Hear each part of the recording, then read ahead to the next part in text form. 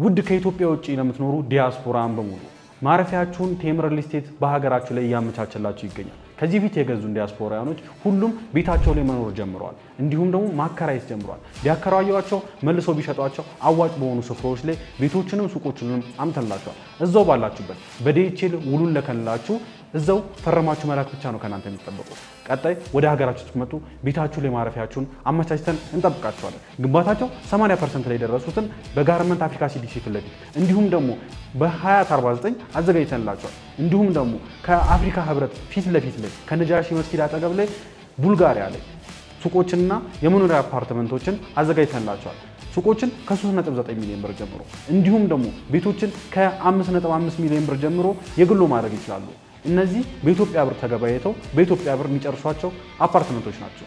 ሪል ስቴትን አንድ ደረጃ ከፍ ያደርገው ቴምር ሪል ስቴት አሁን ደግሞ የእናንተ ተራ ነው እያላችሁ ይገኛል። ታች ላይ ባለው ስልክ ብቻ ይደውሉልን። ቀድሞ ለመጡ ሰዎች እስከ 35% ቅናሽ አድርገንላቸዋል።